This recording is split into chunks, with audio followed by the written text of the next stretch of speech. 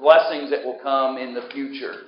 There are going to be some tricky moments in the text because there's moments where, to be honest with you, I wouldn't be able to say to you 100% whether I am convinced at certain moments whether we're talking about the coming of Jesus and the new covenant or whether we're still dealing with them and their restoration when Zerubbabel begins the process of coming back and they rebuild the temple and they begin to worship God again there in Jerusalem. So there are going to be some tricky moments in the text where we may have to agree to disagree, maybe in some senses, about whether he's dealing with their time period or whether he's dealing with future tense. There is a moment where David gets referenced and how there's a new king coming, and he's referred to as David, which probably does point to Jesus, because I don't know how you can make any other connection, because we know that in the lineage there was no other kings that came to Judah that were part of the heritage of David, to our knowledge. And so that reference is probably more of a reference to the coming of Jesus. But again, as we move forward, we'll talk a little bit about it and try to make some decisions and conclusions as best we can as to who or what time period might be being discussed at any particular moment. And so if you have your question sheets, you can keep those handy, and I'll try to stop periodically when the questions come up in the text, and we'll work our way through the text together this morning. So, Word of God comes to Jeremiah to Jeremiah from Jehovah, saying, "Thus speaketh Jehovah, the God of Israel, saying, Write these all the words that I have spoken unto thee in a book." Curiosity, and I should look this up because I'm the teacher, but do you recall? I don't recall any other moment where Jeremiah is told to write it down. I found that, to me at least in my reading, that's different. Before he'd been told, go say, go speak, go teach, go tell. But to my knowledge, and again, I'd have to go back and look at the other chapters to be sure, but I don't recall at any other moment where he's actually told specifically, write this down in a book. Get this in writing. Get it recorded. And potentially, maybe that's because the things he's going to talk about here are going to happen when? In the future, right? So you're going to have to write these things down so people can refer to them, and when the times come, then they'll be able to recognize this is God doing the work and restoration that he had promised. Many of the other things Jeremiah was saying and speaking to them were things they needed to address in the moment. The idolatry and the sinful behaviors. And so maybe that's the difference. But at any rate, I found it curious anyway that this is, to my knowledge, and again, I could be mistaken, but to my knowledge, this is the first time where he's been told to write this down. So I'll go back and look, you all go back and look between now and Wednesday and see if we can find any other moment where he was told to write it down. I know the temptation is to do that now, but we'll move forward and we'll try to do that at home later. So he says, write these things down. For lo, the days come, saith Jehovah, that I will turn again the captivity of my people Israel and Judah, saith Jehovah, and I will cause them to return to the land that I gave to their fathers, and they shall possess it. And so what's the message of God if you're looking at your question sheets? Bring back Judah and Israel. Okay, so the message basically is that I'm going to restore my people. Okay? In other words, this captivity is what? Temporary, okay? This captivity is temporary, and because it's temporary, and because I'm making just like I made a promise about bringing judgment, I'm also making a promise about restoration. And when you have a promise of God of restoration, that brings what? Hope. That's right. It brings hope. Okay? You know what I love about, and I 3 Sundays ago, I'm trying to remember now, but in sermon form, we talked about how even in the midst of a challenging moment, God also weaves a message of hope within it. Even when man sinned back in the book of Genesis, right, and he's being condemned and told, here's the consequences of your sinful action. But then there's a reference already being made to how Jesus will come and basically crush the head of Satan, win the victory over him. And so God, even in the midst of his challenging messages, even in moments where God is bringing a condemnation, he also has this ability to weave in a message of hope right in the midst of it. And that's exactly what's going on here with Jeremiah. Can you imagine being Jeremiah and finally getting this message? All this time you've had to go and confront people and condemn and challenge and tell them about their sinful ways and the difficulties they've brought to themselves. And God's going to bring, if you don't submit, God's going to bring pestilence and famine and sword. I mean, that's been a hard message to have to present. But now he finally gets a message that's far different. And you could almost get a sense from Jeremiah of relief that he doesn't have to go. This isn't the same message that we've been seeing prior to this. They load off the shoulders. It's just you can almost feel a breath in the midst of all the things that he's had to be saying to the people. Is this about the first time he's mentioned Israel and Judah together like that? Yeah, that's a question. That's a good question, but I don't recall because Israel has already been in captivity for quite some time, and now Judah's falling, but the restoration seems to be of the nation. And of everybody that will come back and be a people to God again.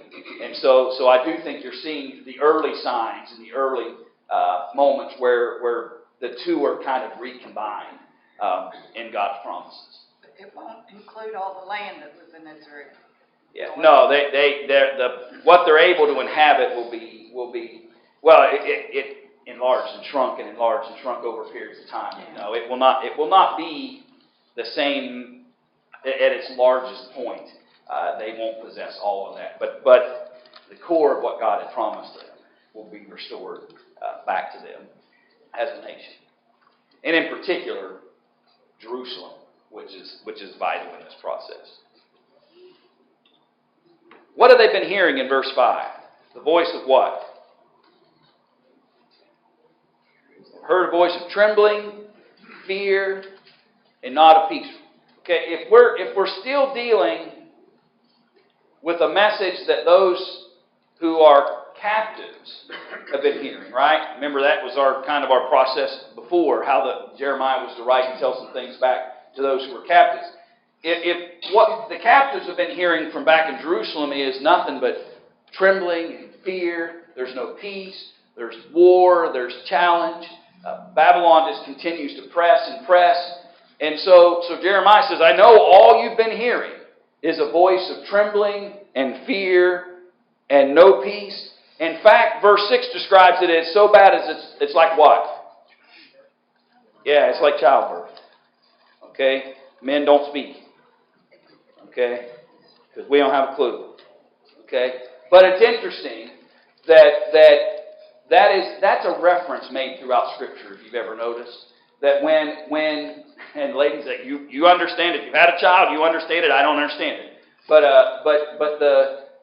that symbolic kind of expression that it is as troublesome and challenging and miserable, for lack of a better term, as someone who's a woman travailing in childbirth. But also women don't have, and again, I'm trying not to speak on your behalf. I'm trying to be very cautious here.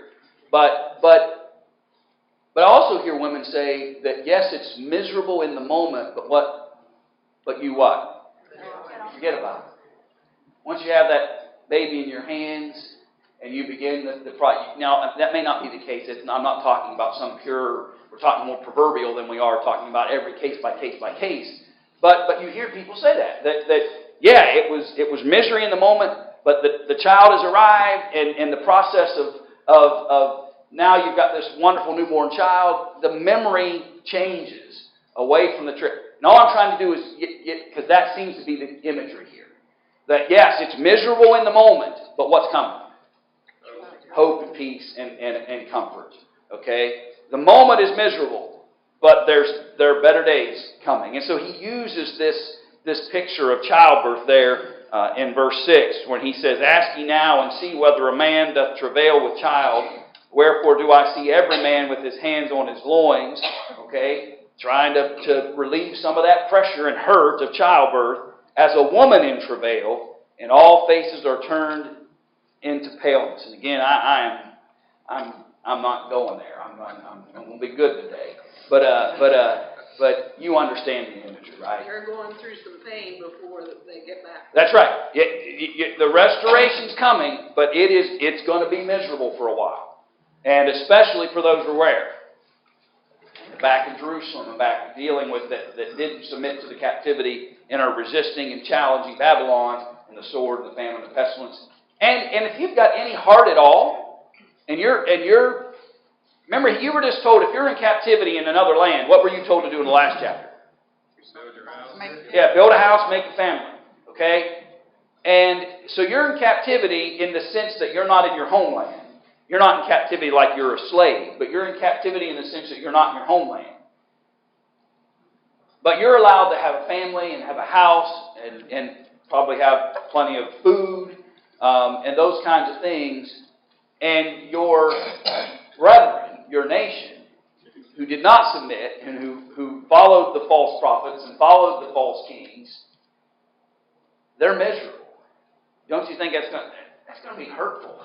It's going to be hard. It's going to be hard for you to sit down at your table at night and begin to feed your family knowing that back here in Jerusalem that there are folks who are in the midst of famine. So he's trying to tell them, I know it's obviously hard for those who are dealing with it, and it's hard for you if you're captive and you're back here some other place, and you know that's what's happening to your nation back in Jerusalem. It's going to be difficult for a while. It's going to be hurtful for a while, miserable for a while. But hope's on the way. Restoration's on the way. And it's for a short period of time. Alas, for that great day is great, so that none is like it. It is even the time of Jacob's trouble, but he shall be saved out of it. And I think this is one of the early times that we see this reference of Jacob, meaning the nation, not him personally, but using the name Jacob to reference the nation here in this text. Let me pause. Is there any thoughts about the text up to that point? Anything we need to add? Trouble's there, but he will be saved out of it in verse 7. And it'll come to pass in verse 8, saith Jehovah of hosts, that I will break his yoke from off thy neck, and I will burst thy bonds, and stranger shall no more make him their bondman. And so this whole description has been Babylon is like yoke. Judah is yoked to them. There's a yoke between them and Nebuchadnezzar, and this constant reminder that yoke will be broken. It's not permanent, and they'll be able, if they persevere through it, to come out of it on the other side. So go back to your worksheets then, up to verse 9. And the question was, whom would God raise up from the people? And this is where it can get a little tricky. Seed of David. Okay. So he references, this is the moment where he references David. He says, but they shall serve Jehovah their God and David their king, whom I will raise up unto them. I don't know that I can point that verse to anywhere else but to Jesus. Yeah, I'm not sure I can point verse 9 to anywhere else but Jesus. Is it possible it's a reference to those who would step up and lead the people once they're back in Judea? I suppose it's slightly possible, but the reference seems, especially when you read about Jesus and you read about him being the seed of David in that conversation, I think that you're dealing with a reference in this moment to the coming of Jesus. Targum is ancient Aramaic translation of paraphrase, and it translates that as Messiah, son of David. Yeah. So there are language issues that allow us to point to Jesus as well. My only, and I'll make the disclaimer here, is though we have to be careful with the text in that we don't point it all to Jesus. And the reason for that is in some ways the same way we have to be careful that we don't point all of Revelation into the future, far into the future. Because what kind of message of hope would it be to you if you're in captivity and we're going to come out of captivity in about 636, And so, is that right? No, 536, thank you. 536. And so we've got how many more years before Jesus arrived? It's still like 536, right? Because we're counting in that direction. So I don't know what encouragement, in some senses, if I'm in the midst of a physical calamity like this, being captive to Babylon, that something that's going to happen 536 years from now is the hope that I'm longing for. Okay, that doesn't work, does it? So that's why I say we got to be careful in the moment and in the text that we recognize there may be dual thoughts. There may be a thought that references the coming of Jesus, like verse 9, and the ultimate hope and peace and comfort and restoration that comes to all people through Him, and promises made to them about restoring back to the land and being able to inhabit it again and being able to build themselves up again. So as we go, we'll just have to kind of note those moments throughout the text. Whenever they put king on there, that's how I connected mine up, because the next king we have is the King of Kings, and that's Jesus. So. Yeah, they had been ruled. They had those who would help rule over them when they were restored, but they didn't necessarily have kings like they had before. And so when you reference David and you reference a king, then undoubtedly, to me, it is pointing to the coming of Jesus and the ultimate restoration that happens in that moment. So don't be afraid, it says in verse 10. Saith Jehovah, neither be dismayed, O Israel, for lo, I will save thee from afar, and thy seed from the land of their captivity. And Jacob shall return and shall be quiet and at ease, and none shall make him afraid. And so transitional to me. There's an ultimate hope that comes in Jesus. There's a in-the-moment hope that comes to Jacob, that when you're able to go back and live quietly and peaceably back in your land, and the captivity is over. Great hope when the remnant is able to return back to the promised land. And what will God do with those other nations? In verse 11, for I am with thee, saith Jehovah to save thee, for I will make a full end of all the nations, whither I have scattered thee, but I will not make a full end of thee. I will correct thee in measure, and will in no wise leave thee unpunished. So, when I bring judgment to other nations, it comes in with severity.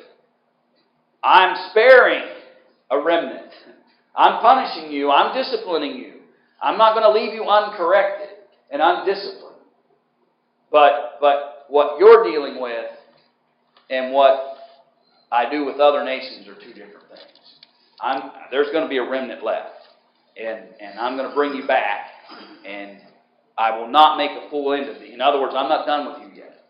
The work there's things that still need to be accomplished. There's still things that need to be fulfilled. And so we're not done with this nation yet. Thus saith Jehovah, thy hurt is incurable.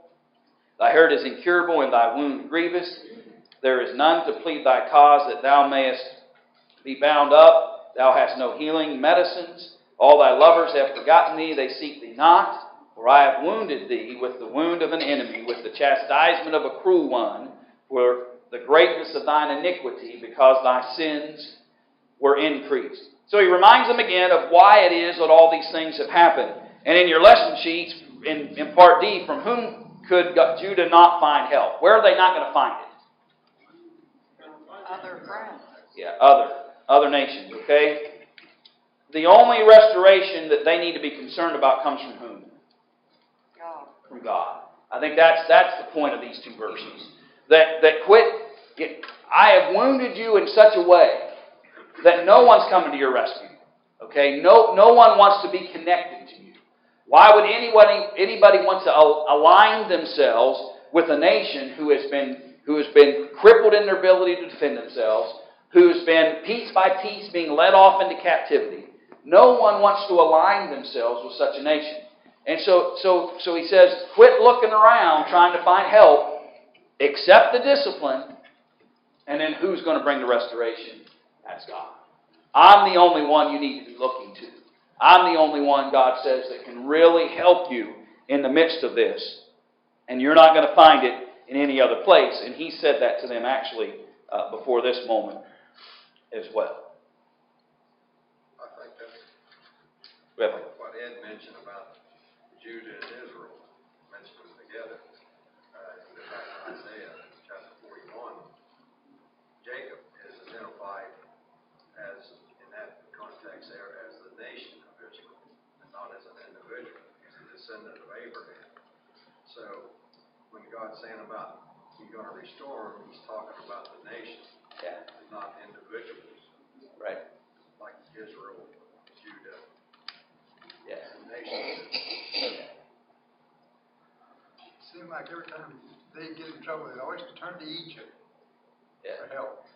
Yeah. It is interesting that they turn to the one place where they had been literally enslaved at one point in their history. And it is ironic that that seems to be where they would turn for assistance. But generally they would turn to them for assistance because where are they in relationship to like Assyria and Babylon and these nations that are warring? And Judah's right in the middle of them. And so Egypt has a land interest in at times in helping Judah. Because if I can stop the progression of Babylon or Assyria or some other nation, if I can stop them before they get to my borders, I'm in better shape. So there were moments where they would lend a hand just based on that. But it is an odd source to go to in the midst of their challenges and troubles. So God says, don't bother. There's no one that can help you. The punishment's coming. Wait for the restoration. Wait for the hope.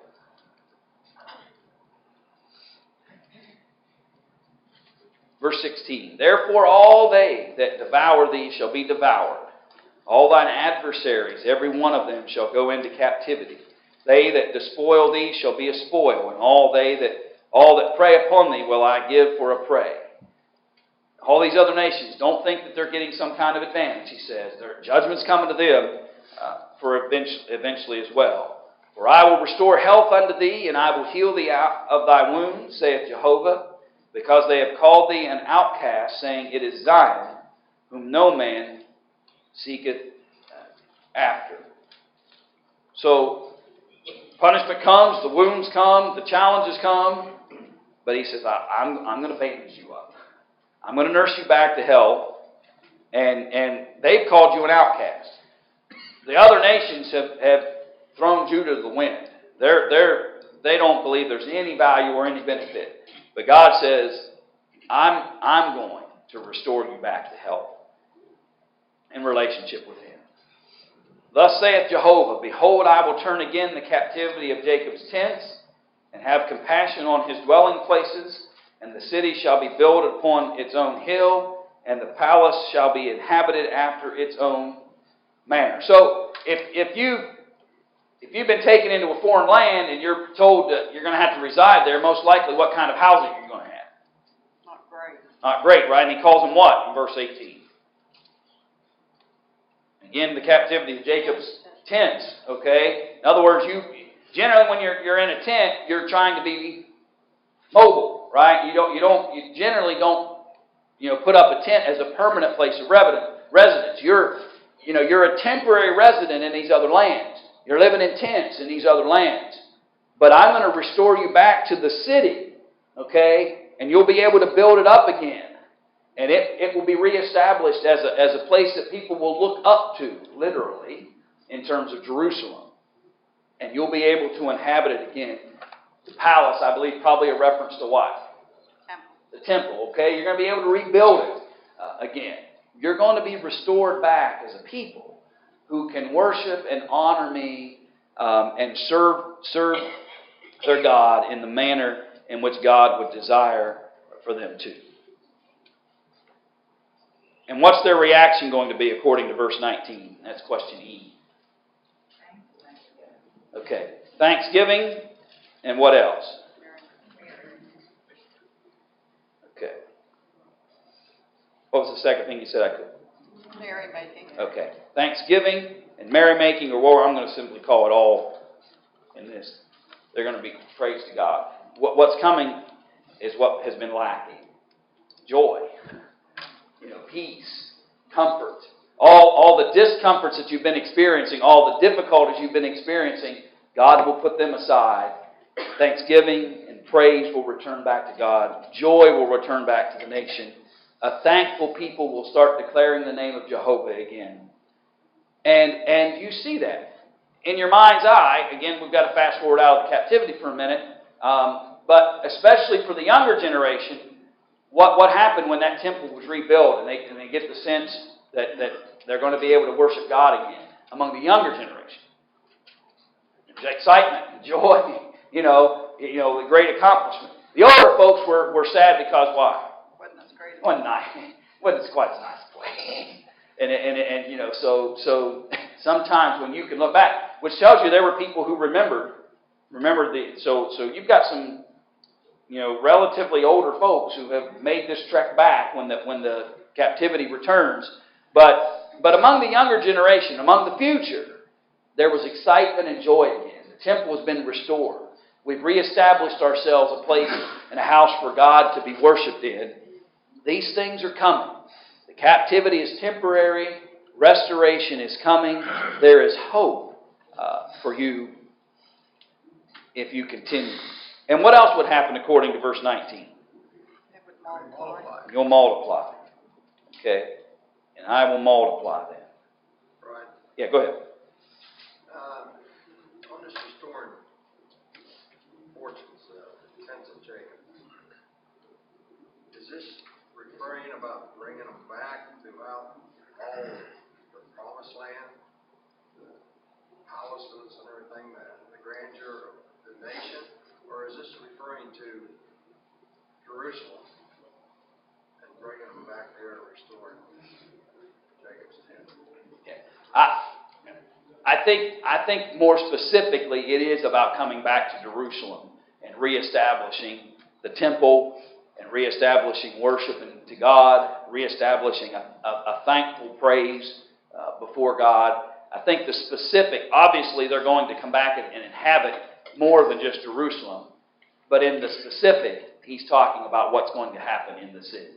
That's what I was thinking, because the majority of the captives that went to Babylon came from Jerusalem. It wasn't so much out in the countryside because of their locations. I mean, God told them to flee.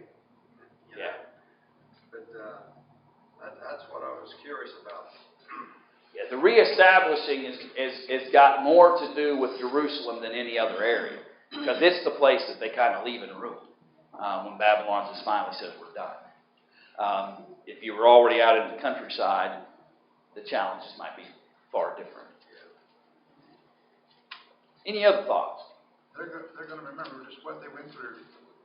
That's Yeah. going to make a big difference. Yeah,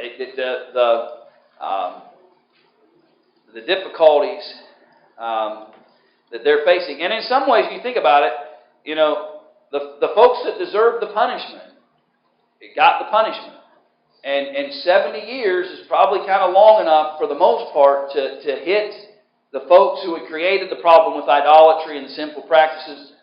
But it's that next group that gets to come back and experience the restoration of God. They get to experience the blessings of God. And their reaction to that is to be thankful and appreciative and begin to praise. Now, so we're at 536 when that happens. Lots happened in 536 years between the time of that and the time that Jesus arrives on the scene. When you include 400 years where God didn't say anything, okay, we're almost there. We're only 136 years away at the end of the captivity. You're only 136 years away where God doesn't say anything else. He's done talking until Jesus comes 400 years later. And so we're kind of at the end. We're starting to reach the end of this heritage and this Old Testament system. Most of those people that went there, they would be dead by now, wouldn't they? Yeah, vast majority you would assume would not have survived to this point. But there's some, because they were able to remember the old temple. So you got a whole new generation Yeah, of people. whole new process. Okay, jump back into the text. Verse 20, their children also shall be as aforetime. Their congregation shall be established before me, and I will punish all that oppress them. And their prince shall be of themselves, and their ruler shall proceed from the midst of them. And I will cause him to draw near, and he shall approach unto me. For who is he that hath had boldness to approach unto me, saith Jehovah. And if you read, if I handed you works from 4 different scholars right now, I guarantee you most likely 2 of them would say one thing and 2 of them would say another about whether this is a reference to the coming of Jesus. A ruler will come out from amidst you, the seed of David, whether it's referencing that. Others argue that he's referencing Zerubbabel and Nehemiah and these men from among them. And I think to me, that's more likely what he's talking about here.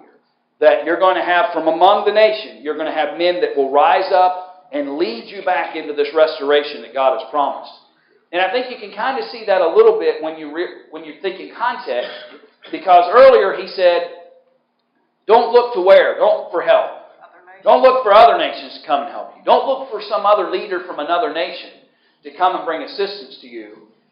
Fast forward to verse 21, just a few sentences later, and he says, where's the strength going to come from? From among you. It's coming from inside. Okay? My humble conclusion has been in these texts that in this moment he's talking about leaders coming from among them to lead them back to Jerusalem and get them reestablished in worship to God. Don't look elsewhere. Look inside. There are going to be men among you that are going to be able to lead and assist you in getting back into a relationship with Jehovah. And what's the result of that? Verse 22. Shall be my people. That's right. I will be your God. They will be my people, and I will be their God. And so the people are restored as such, and God gets His preeminence again, as He should. They'll be a people to me again. I'll be a God to them again. That's not happening when Jeremiah's time, as he's declaring these challenging messages to them. That's not the relationship the people and God had. It wasn't a people with their God and God with their people. It was a people who had left their God and the God bringing discipline to them. Either way, it's rulers raised from among them. Yeah. Whether it be Future or present. present rulers from Judah or future ruler of Christ. Right. And you could be dealing, and I suppose you could be dealing with dual meaning, and that you literally will have some leaders that rise up among you that help you restore yourselves back to Jerusalem. Via the picture that's being drawn, you also have a leader that's coming that will lead you into the promises that God has in store for you.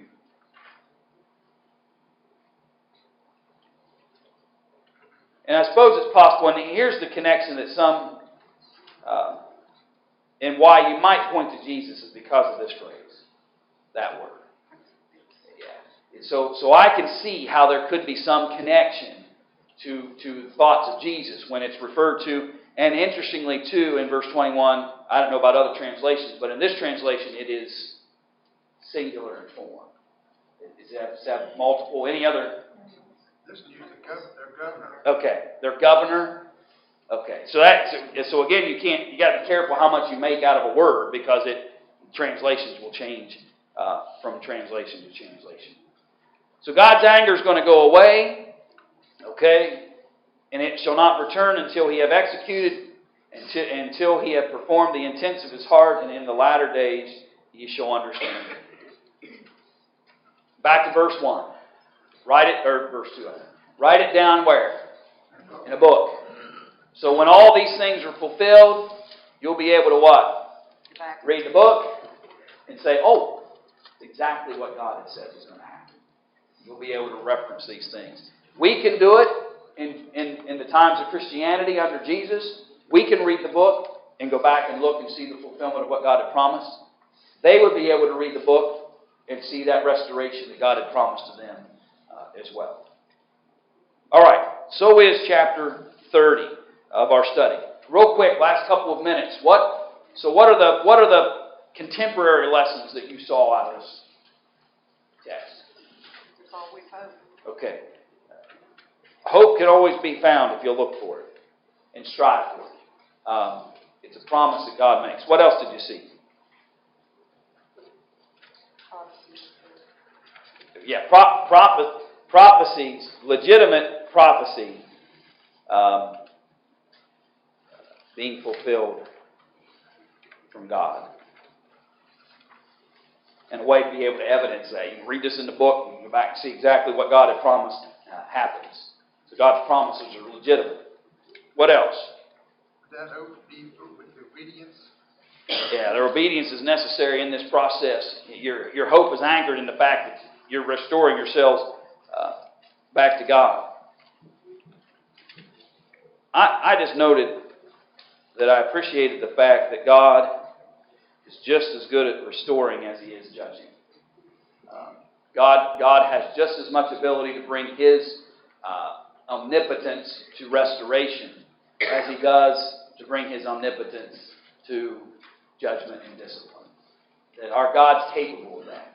I am thankful that our God is not just a God of wrath and fierce anger. With His omnipotent power, that would be a scary thing. To think that all He was a God of anger and judgment and discipline. But He's not. He's a God who can bring those same abilities and same characteristics and same power to restoration as He did to discipline and judgment. And that's to me, that's an important aspect of understanding who our God is. And this draws a picture of that. Jeremiah kind of,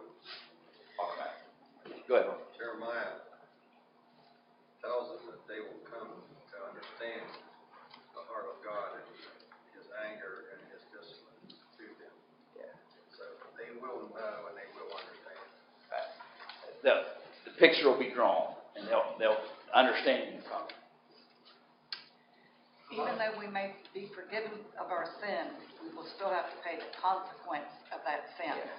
Consequence generally comes before restoration, and that's what's happening with them.